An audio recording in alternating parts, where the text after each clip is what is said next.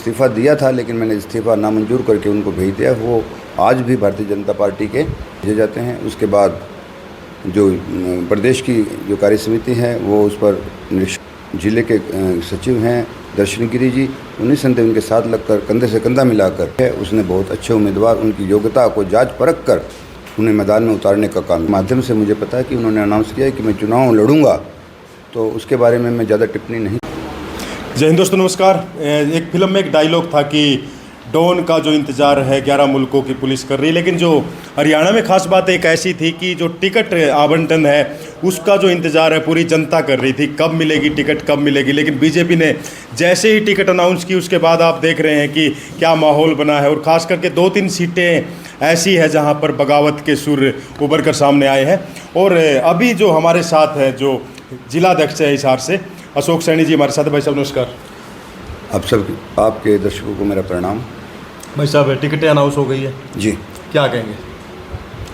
बहुत ही हर्ष का विषय है भारतीय जनता पार्टी के कार्यकर्ताओं के लिए भी, और मैं समझता हूँ हिसार ज़िले के सभी जनमानस के लिए भी बहुत ही खुशी की बात है कि चुनाव के बिगुल के बजते ही भारतीय जनता पार्टी ने अपने सभी 7 उम्मीदवार विधानसभा के सभी 7 पर अपने उम्मीदवार उतार दिए हैं और बहुत ही होनहार कैपेबल उम्मीदवारों को चयन किया करके भारतीय जनता पार्टी ने अपने चुनावी घोड़े मैदान में उतारे हैं। और हिसार का जनमानस सभी 7 सीटों पर भारतीय जनता पार्टी के उम्मीदवारों को जिताकर कमल खिलाने का काम करेगा। तो आप मानते हैं कि जो 7 के 7 कैंडिडेट है सक्षम उम्मीदवार है और जीत दोहराएंगे? निस्संदेह भारतीय जनता पार्टी की जो पार्लियामेंट्री बोर्ड की जो कमेटी है उसने बहुत अच्छे उम्मीदवार उनकी योग्यता को जांच परख कर उन्हें मैदान में उतारने का काम किया है। लेकिन कुछ सीटें ऐसी है जैसे खास करके हिसार और उकलाना जहां पर विरोध के स्वर ज़्यादा उभर कर सामने आ रहे हैं। मैं आपको बताना चाहूँगा कि जब परिवार बड़े हो जाते हैं, भारतीय जनता पार्टी का बहुत बड़ा परिवार है। मैं समझता हूँ विश्व की सबसे बड़ी पार्टी है और इतने बड़े परिवार में नोक झोंक और सभी इस दौर में, जीवन के इस दौर में सभी जनमानस का ये एक ध्येय होता है कि राजनीतिक जीवन में जो कार्यकर्ता काम करता है, राजनीति में जो कार्यकर्ता काम करता है, उसका एक मंशा होती है कि मैं चुनाव लड़ूं। और चुनाव के इस दौर में, विधानसभा चुनाव के दौर में सभी कार्यकर्ता का मन होता है कि हम चुनाव लड़ें। और जब एक बार टिकट काटने का जो दौर चलता है, टिकट मिलने का दौर चलता है, तो जिस कार्यकर्ता को टिकट नहीं मिलती उसका मन हताश होना स्वाभाविक है। हमारे परिवार बड़ा है और जो कार्यकर्ता हताश हुए हैं उनको हम मनाने का, अपने परिवार के जो सदस्य हैं उनको मनाने का काम करेंगे।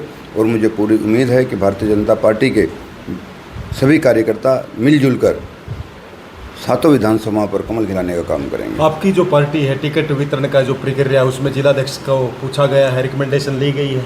निस्संदेह जिसका जो काम है, जिला स्तर पर जो काम करना होता है, मुझसे भी रिकमेंडेशन ली गई और पैनल बनाकर जैसे पहले जिला स्तर से भेजे जाते हैं, उसके बाद जो प्रदेश की जो कार्य समिति है वो उस पर निरीक्षण करती है।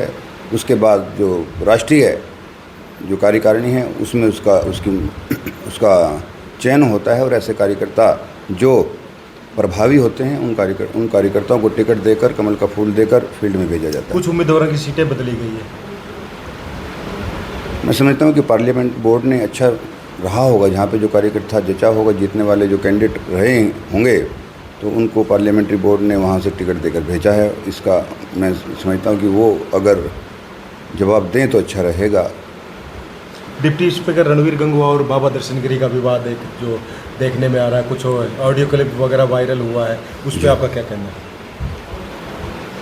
मैंने जैसे पहले भी कहा कि परिवार में नोकझोंक हल्की फुल्की चलती रहती है। मैं बाबा दर्शन गिरी से मिला, उन्होंने अपनी ग्रीवेंसेज रखी और अब वो बड़े संतुष्ट है। वो हमारे सदस्य हैं। उन्होंने मुझे इस्तीफ़ा दिया था, लेकिन मैंने इस्तीफ़ा नामंजूर करके उनको भेज दिया। वो आज भी भारतीय जनता पार्टी के हमारे सदस्य हैं और जिला हिसार के सचिव हैं। तो मान के चले बरवाला हल्का में वो समर्थन करेंगे गंगवा जी का? बिल्कुल 100%।